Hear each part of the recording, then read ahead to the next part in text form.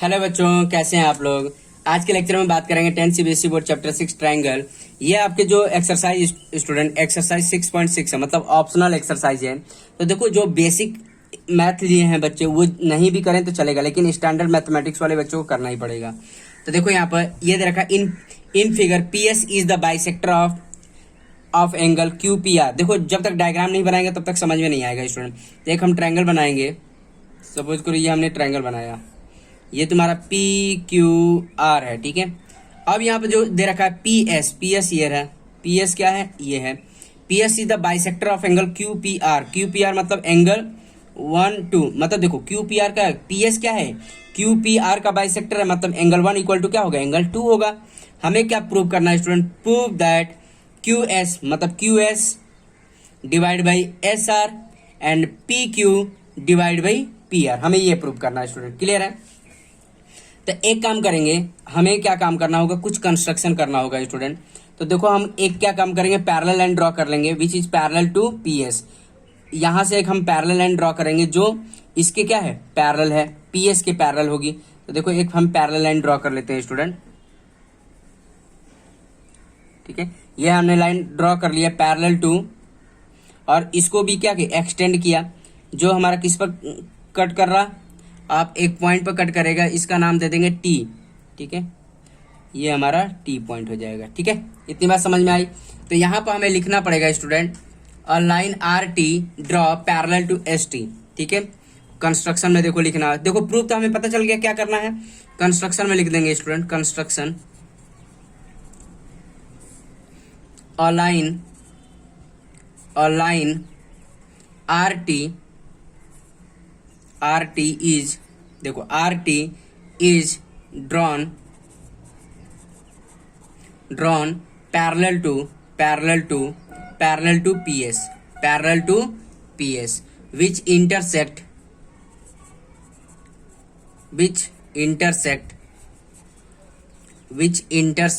Q P produced eight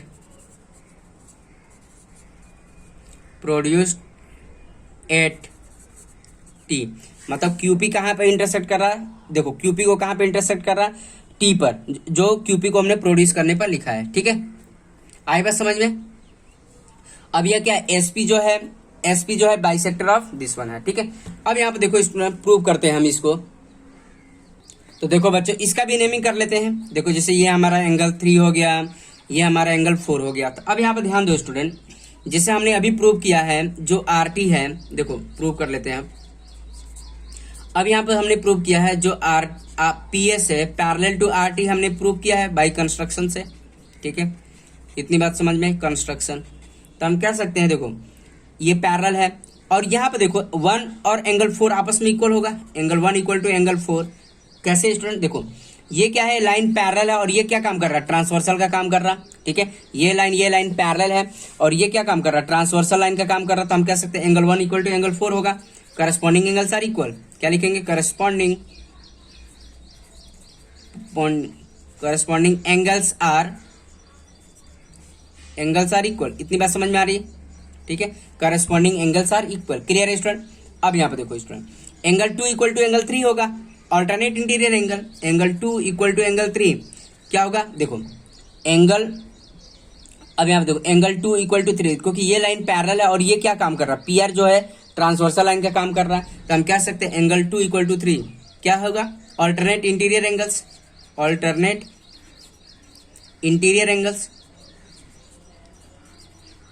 are equal. इतनी बात समझ में आ रही है student, alternate interior angles are equal. इसको हम नाम इक्वेशन 1 बना लेंगे, इसको इक्वेशन 2 बना लेंगे स्टूडेंट, क्लियर है। अब क्या काम करेंगे, अब हमें पता है एंगल 1 इक्वल टू एंगल 2 है, ये क्या है, अब ये हमारे पास गिवन है, ये हमारे पास क्या है, गिवन है स्टूडेंट। क्यों, क्योंकि जो पी एस है एंगल क्यू पी आर का क्या है, बाइसेक्टर है, ये गिवन है स्टूडेंट। तो एंगल 1 इक्वल टू क्या होगा, एंगल 2 होगा, ये हमारी थर्ड इक्वेशन हो जाएगा। तो यहाँ पर देखो स्टूडेंट, हमने ये सीखा कि एंगल 1 इक्वल टू 2 है, एंगल 1 जो है 4 के इक्वल है, एंगल 2 जो है 3 के इक्वल है। तो हम कह सकते हैं फ्रॉम इक्वेशन 1 2 3 से हम कह सकते हैं चारों एंगल आपस में इक्वल होंगे, ठीक है। तो हम कह सकते हैं फ्रॉम इक्वेशन 1 2 एंड 3, ठीक है। इतनी बात समझ में, देखो ये इसके इक्वल हो गया क्योंकि ये पी एस जो था क्यू पी आर का बाइसेक्टर था। एंगल 1 और एंगल 4 आपस में गया करस्पॉन्डिंग एंगल। एंगल 2 और 3 आपस में इक्वल हो गए, क्यों? क्योंकि आपस में क्या है, ये अल्टरनेट इंटीरियर एंगल। तो हम कह सकते हैं फ्रॉम इक्वेशन 1 2 3 से हमारा angle 1 equal to angle 2 equal to angle 3 equal to angle 4 हो गया। इतनी बात समझ में आ रही है स्टूडेंट? क्लियर है? इसको नाम दे देंगे फोर्थ इक्वेशन। क्लियर है स्टूडेंट? इतनी बात समझ में आ रही है? आई थिंक सब बच्चों को समझ में आ रहा है कैसे सॉल्व करना है। ठीक है, अब यहाँ पे देखो स्टूडेंट, अब आगे के हम सॉल्व कर लेते हैं। तो देखो बच्चों, जैसे मतलब अब यहाँ इस वाले ट्रायंगल में बात करेंगे, in triangle P T R, in triangle P T R, ठीक है, in triangle P T R. तो देखो एंगल 3 इक्वल टू एंगल 4 हो गया। ठीक है, फ्रॉम इक्वेशन फोर्थ है कि नहीं? देखो फोर्थ से हमने यही तो प्रूव किया था। देखो 1 2 3 4 आपस में इक्वल फ्रॉम इक्वेशन फोर्थ। तो हमने यहाँ पे ये बोला in triangle P T R, तो एंगल 3 इक्वल टू एंगल 4 है। तो किसी भी एक ट्रायंगल में दो एंगल इक्वल होता है तो अपोजिट साइड भी इक्वल होते हैं। तो हम कह सकते हैं side P T equal to क्या हो जाएगा, पी आर हो जाएगा। इतनी बात समझ में आ रही है? पी टी इक्वल टू क्या हो जाएगा, पी आर। क्या लिखेंगे, side opposite to equal angles are equal, side opposite to equal angles are equal. इतनी बात समझ में? ये 9th क्लास में ऑलरेडी पढ़ रखा है स्टूडेंट। ये आइसोसेलेस ट्रायंगल की प्रॉपर्टी है, क्या? Side opposite to equal angles are equal. Clear है स्टूडेंट? इतनी बात समझ में आई? तो यहाँ पर हमने प्रूव कर दिया। तो देखो स्टूडेंट, अब हम क्या काम करेंगे? इतनी बात समझ में आ रही है? यहाँ तक तो आई थिंक सब समझ में आ गया बच्चों को। अब हम बड़े वाले ट्रायंगल के बारे में बात करेंगे, in triangle Q T R, in triangle Q T R. देखो क्यू टी आर, अब यहाँ पर हमें पता है पी एस पैरेलल टू, देखो P S parallel to R T है ना? P S parallel to R T है। ये कहाँ से? कंस्ट्रक्शन से देखा है। तो अब तुम्हें पता है बीपीटी थ्योरम पढ़ा है या थेल्स थ्योरम पढ़ा है? थेल्स थ्योरम बताया है स्टूडेंट, अगर किसी भी ट्रायंगल में दो साइड आपस में पैरेलल हो तो करस्पॉन्डिंग साइड के रेशियो इक्वल लिखते हैं। तो हम क्या लिख सकते हैं student, Q P divide by Q T, है कि नहीं? Q P divide by Q T, sorry P T. क्यों? क्योंकि ये लाइन आपस में पैरेलल है। तो हम कह सकते हैं Q P divide by P T equal to Q S divide by S R. इतनी बात समझ में आ रही है? देखो this one divide by this one divide by this one. ठीक है, अब यहाँ पे ध्यान दो स्टूडेंट, पीटी इक्वल टू हम क्या प्रूव कर सकते हैं? पीटी इक्वल टू, पीटी की जगह पर क्या यूज कर सकते हैं? पी आर, अभी हमने प्रूव किया है। देखो इसको हम फिफ्थ मान लो, यहाँ पर यूज हो सकता है। तो हम क्या सकते हैं, Q P divide by PT की जगह पर क्या यूज कर सकते हैं ये, क्योंकि देखो इस वाले ट्रायंगल में 4 3 आपस में इक्वल था, तो this one equal to this one हमने अभी प्रूव किया फ्रॉम इक्वेशन 5।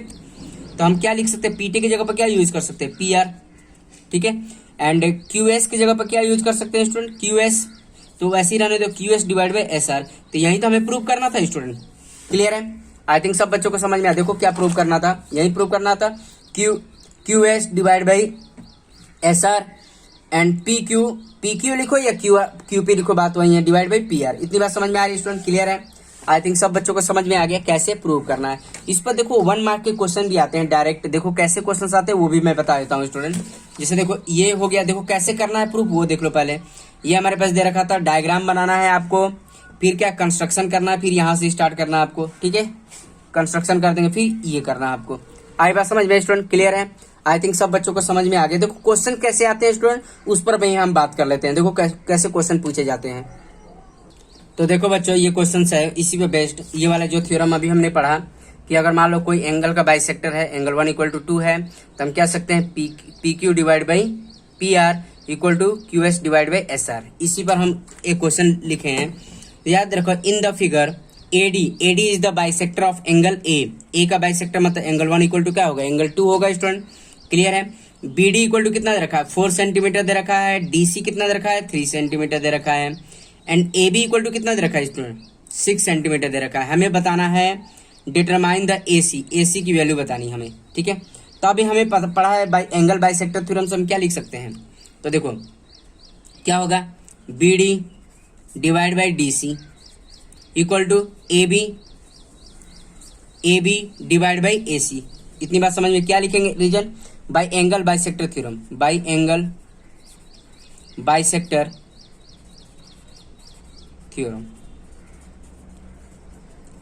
स्टूडेंट ये 1 मार्क में कभी कभी क्वेश्चंस आ जाते हैं, तो आपको मतलब रिस्क नहीं लेना है, ठीक है। तो ये आना चाहिए आपको। तो ये क्या, बी डी की वैल्यू कितनी है स्टूडेंट 4 है, डी सी कितना है 3 है, ए बी कितना हमारे पास 6 है, और ए सी कितना हमारे पास, ठीक है। ए सी हमें फाइंड आउट करना, तो क्रॉस मल्टीप्लाई कर लेंगे स्टूडेंट। तो ये कितना हो जाएगा, क्रॉस मल्टीप्लाई ए सी हो जाएगा, इसको क्रॉस मल्टीप्लाई करोगे तो ये आ जाएगा 6 इंटू 3 डिवाइड बाई 4 हो जाएगा, ठीक है। इतनी बात समझ में आ रही है। तो ये आ जाएगा ए सी। अब देखो ये क्या हो जाएगा 6/3, तो मतलब 2 से कट करेंगे 3 और ये 2 हो जाएगा, तो 9/2 हो जाएगा स्टूडेंट। तो ए सी फाइनली हमारे पास कितना आ गया स्टूडेंट, 4.5 सेंटीमीटर आ गया। तो हमारा फाइनली 1 मार्क में ऐसे क्वेश्चन पूछे जाएंगे स्टूडेंट, तो आपको पता होना चाहिए करना कैसे है स्टूडेंट। क्लियर है, आई थिंक सब बच्चों को समझ में आ गया। देखो नेक्स्ट वाला क्वेश्चन देख लेते हैं स्टूडेंट। तो देखो स्टूडेंट नेक्स्ट वाले क्वेश्चन के बारे में बात करेंगे। ये देखा क्वेश्चन सेकंड इन द, देखो इन एडी क्या है, बाइसेक्टर ऑफ एंगल बीएसी का बाइसेक्टर है, तो एंगल 1 इक्वल टू क्या हो जाएगा, एंगल 2 हो जाएगा।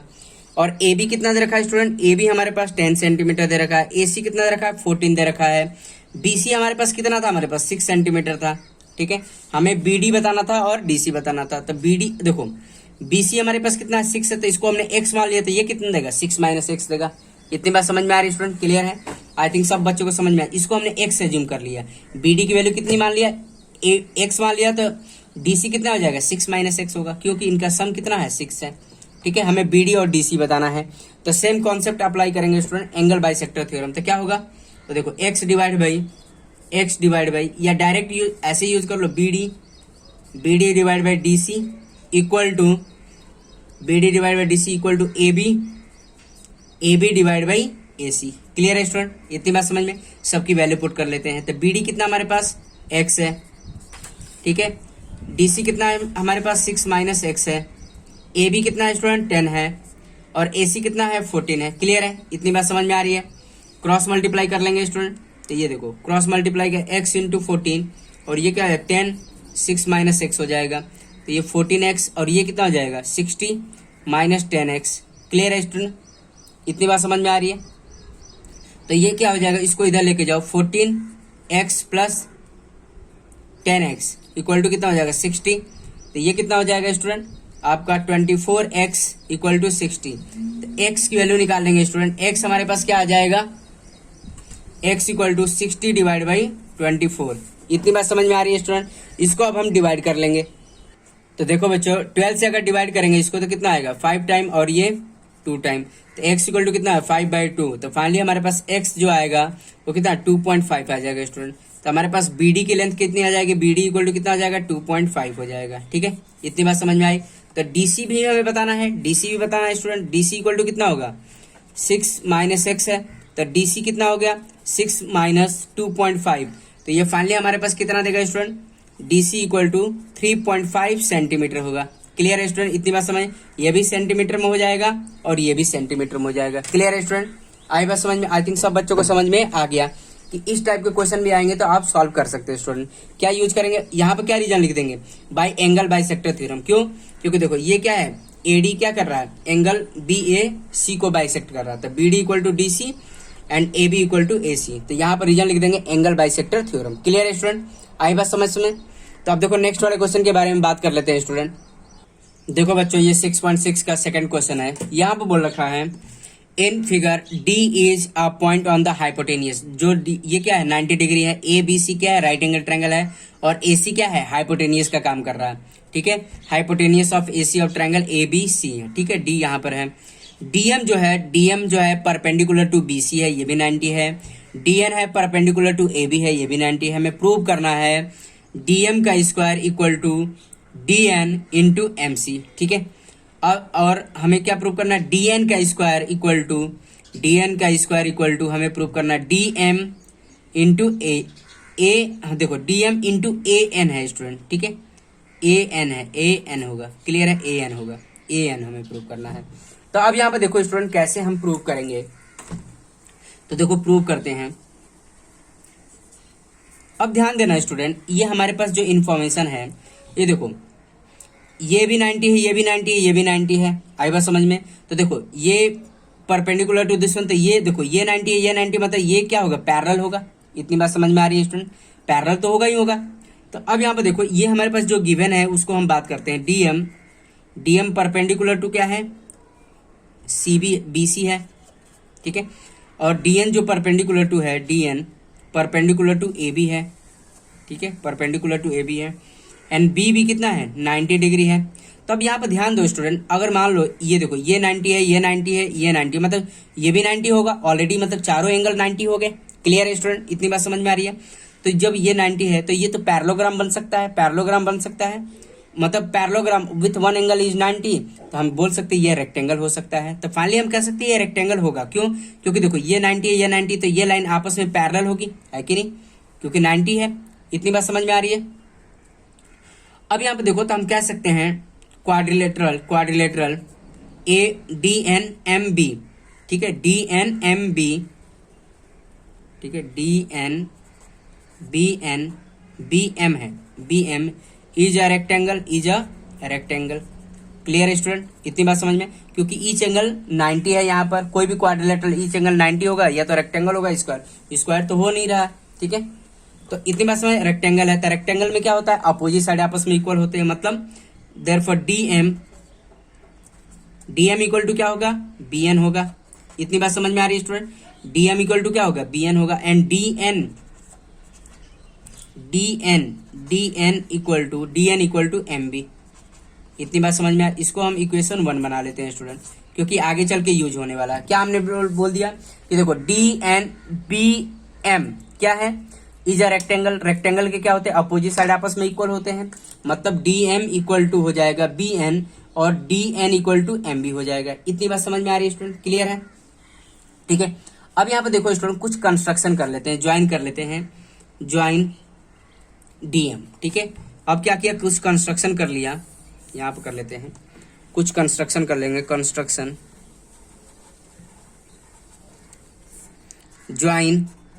Join dB. इसको पहले भी लिख सकते हो, प्रूफ से पहले भी लिख सकते हो, ठीक है। यहाँ पर पता है आप स्टूडेंट गिवन भी लिख सकते थे, ठीक है। प्रूफ नहीं लिख सकते तो यहाँ पर गिवन भी लिख सकते हो, गिवन, ठीक है। ये तो गिवन ही था और ये हमारा रेक्टेंगल बन गया तो हमने इक्वल कर दिया। अब देखो अब कंस्ट्रक्शन लिख दिया, अब यहाँ पर प्रूफ लिख लो, कोई दिक्कत नहीं, ठीक है, प्रूफ लिख लो। तो अब यहाँ पर ध्यान दो स्टूडेंट, अब हम इस कुछ ट्रायंगल का एंगल का हम नेमिंग कर लेते हैं। तो देखो हमें डीएम प्रूव करने के लिए हमें कौन सा ट्रायंगल लेना पड़ेगा, ये ट्रायंगल और ये ट्रायंगल लेना पड़ेगा, ठीक है। अब यहाँ पर ध्यान दो, हम एंगल का मेजरमेंट कर लेते हैं, जैसे एंगल 1 होगा, एंगल 2 मान लिया, ठीक है। और ये देखो ये वाला एंगल ये हमने बना रखा है, ठीक है। एंगल 3 हो गया, एंगल 4, एंगल 5, ये 6 मान लिया, ये 7 मान लिया और ये 8 मान लिया। इससे क्या हो गया कि हमारा जो सॉल्विंग तरीका हो जाएगा, आसान हो जाएगा स्टूडेंट, ठीक है। तो अब यहाँ पर ध्यान दो स्टूडेंट, अब हम क्या करेंगे, इन देखो ये प्रूव करने के लिए हमें डीएमसी एंड डीएमबी ट्रायंगल को हमें सिमिलर प्रूव करना पड़ेगा।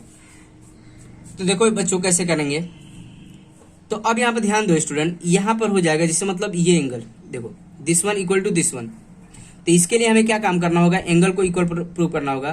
तो यहाँ पर हम क्या काम करेंगे, तो देखो बच्चों जैसे मतलब बीडी जो होगा, बीडी परपेंडिकुलर टू एसी होगा, है कि नहीं, ये 90 डिग्री होगा, ठीक है। तो अब यहाँ पे देखो जो एंगल देखो 2 + 3 होगा, एंगल 2 + 3 इक्वल टू कितना हो जाएगा, 90 डिग्री हो जाएगा स्टूडेंट। इसको इक्वेशन 2 बना लो, क्लियर है, ठीक है। अब यहाँ पे देखो इन ट्रायंगल डीएमसी, तो देखो angle 1 plus angle 2 plus angle देखो ये कितना है, 90 डिग्री, है कि नहीं। इन ट्रायंगल डीएमसी के बारे में बात कर रहे हैं, इन ट्रायंगल डीएमसी। तो 1 हो गया, 2 हो गया, ये कितना है, 90 है, इक्वल टू कितना होगा, 180 डिग्री। क्या लिखेंगे, angle sum property of triangle. तो एंगल 1 प्लस एंगल 2 जो होगा 180 माइनस 90 डिग्री, तो एंगल 1 प्लस एंगल 2 कितना हो जाएगा स्टूडेंट, ये भी 90 हो जाएगा। इसको इक्वेशन 3 बना लेंगे, क्लियर है, इसको हम 3rd इक्वेशन बना लेंगे।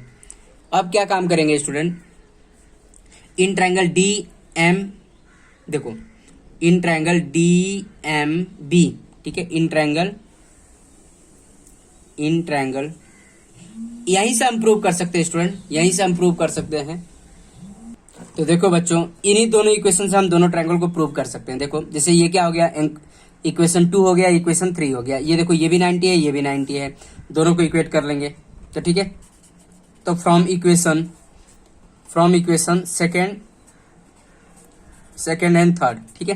तो ये भी 90, ये भी 90, तो ये क्या हो जाएगा angle 2 plus angle 3 equal to angle 1 plus angle 2। तो ये क्या हो गया स्टूडेंट, एंगल 2 से 2 कैंसिल, क्या हो गया एंगल 3 इक्वल टू एंगल 1 आ गया। क्लियर है स्टूडेंट, इतनी बात समझ में आ रही है। तो अब क्या काम करेंगे, इसको हम फोर्थ इक्वेशन बना लेते हैं। तो अब यहाँ पे ध्यान दो student, in triangle DMC and triangle DMB में, तो अब देखो दोनों ट्रायंगल में हम क्या काम करेंगे, इन ट्रायंगल देखो, in triangle DMB and triangle DMC। Clear है। तो यहाँ पे देखो एंगल 3 इक्वल टू एंगल 1 हो गया, प्रूव किया, proved above. Angle 3 equal to angle 1, proved above.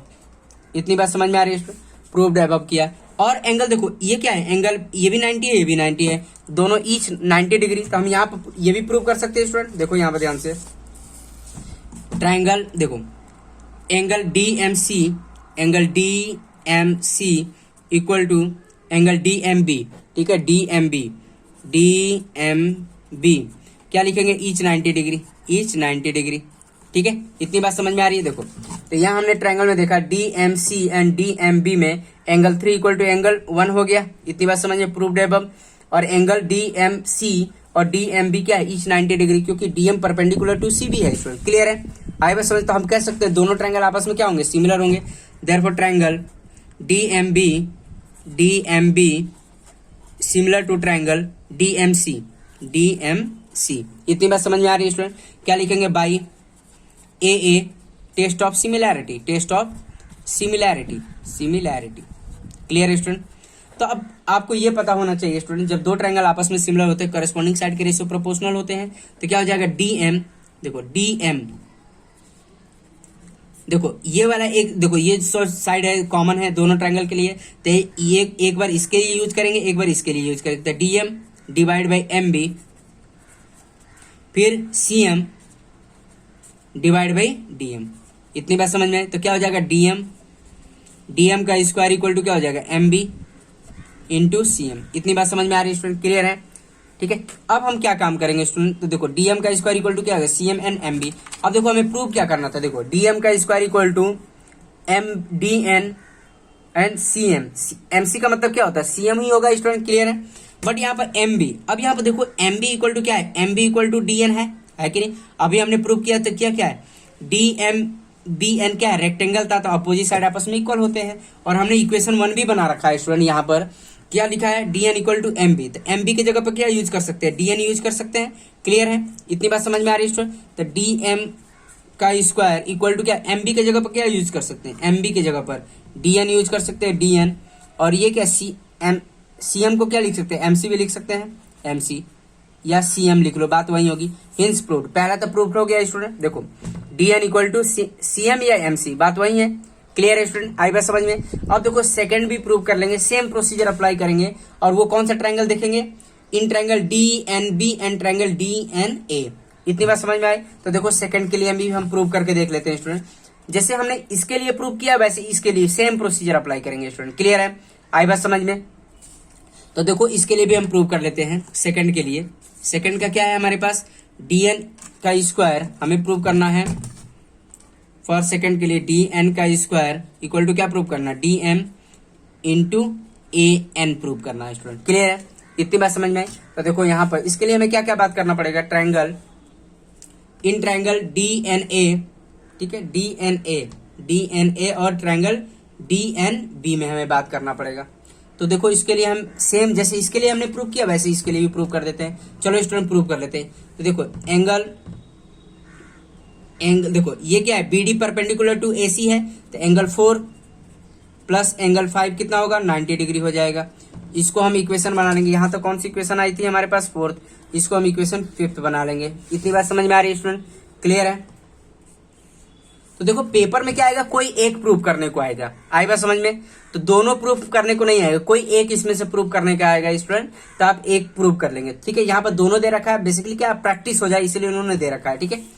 अब यहाँ पे देखो, in triangle DNA, in triangle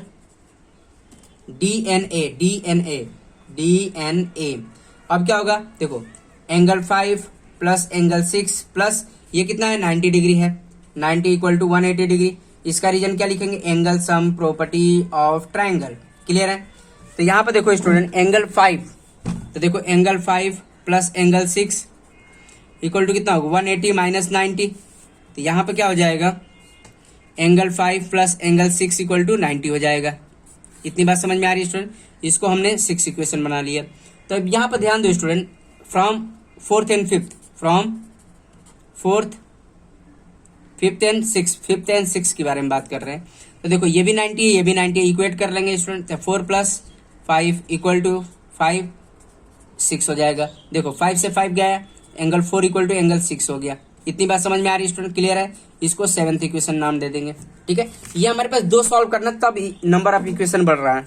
ठीक है, अदरवाइज नंबर ऑफ इक्वेशन तुम्हारा 4 तक ही रहता है स्टूडेंट, कोई एक ही पेपर में प्रूव करने को आएगा।